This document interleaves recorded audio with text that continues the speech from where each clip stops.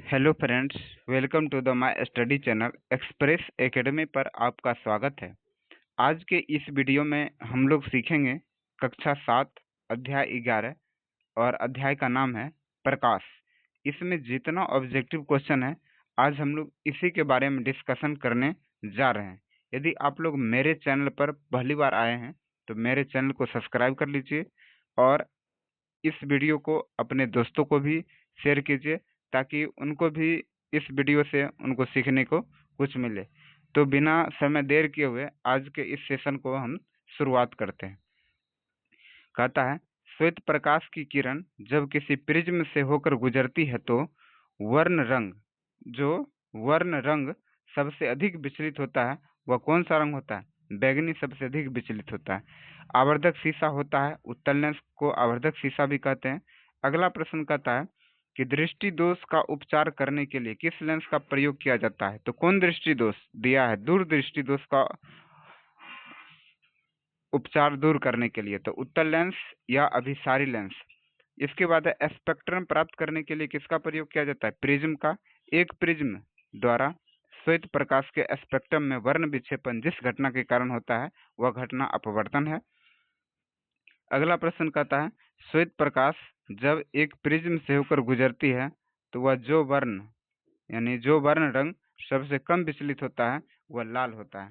अगला प्रश्न कहता है कि किस रंग की तरंगदैर्घ्य सबसे कम होता है? तो बैगनी।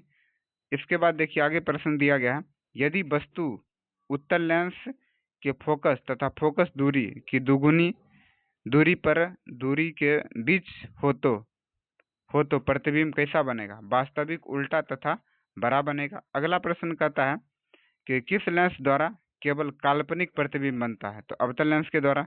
निकट दृष्टि दोष को दूर करने के लिए निकट लिखते हैं तो अंतिम अ आता है तो अवतल लेंस का प्रयोग करते हैं।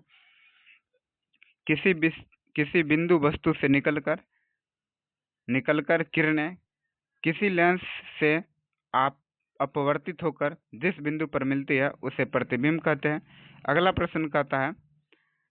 प्रश्न कहता है वास्तविक और उल्टा प्रतिबिंब कौन बनाता है? उत्तल लेंस बनाता है। उत्तल लेंस को कहते हैं अभिसारी लेंस और अवतल लेंस को कहते हैं अपसारी लेंस। अगला प्रश्न कहता है कि किसके कारण आकाश का रंग नीला दिखाई पड़ता है? प्रकाश के प्रकीर्णन के कारण। सूर्योदय और सूर्यास्त के समय वायुमंडल में नालिमा किसके कारण छा जाती है?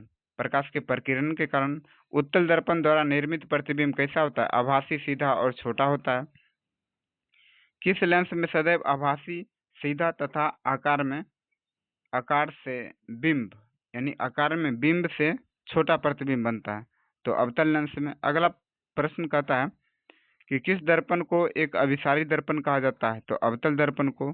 गोलीय दर्पण जिसकी परावर्तक सतह बाहर की ओर उभरी हुई रहती है उसे उत्तल दर्पण कहते हैं। चिकित्सा आंख, नाक तथा गले की निरीक्षण करने के लिए किस लेंस का प्रयोग किया? किस दर्पण का? अवतल दर्पण का। निर्गत किरण एवं अभिलंब के बीच बने कोण को निर्गत कोण कहते हैं।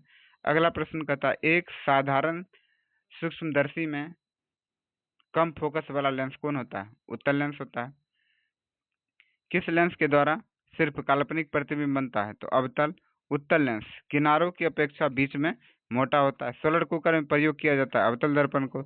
इसके बाद देखिए अगला प्रश्न है, गोलीय दर्पण के ध्रुव तथा वक्रता त्रिज्या से होकर गुजरने वाली सीधी रेखा को क्या कहते हैं? मुख्य अक्ष कहते हैं। इसके बाद अगला प्रश्न है, फोकस बिंदु और ध्रुव के बीच की दूरी को क्या कहते हैं? फोकस बिंदु कहते हैं। वास्तविक तथा उल्टा प्रतिबिंब कौन बना सकता है? अवतल दर्पण बना सकता है। तो आज के इस वीडियो में हम सीखे हैं चैप्टर 11 जिसका नाम था प्रकाश।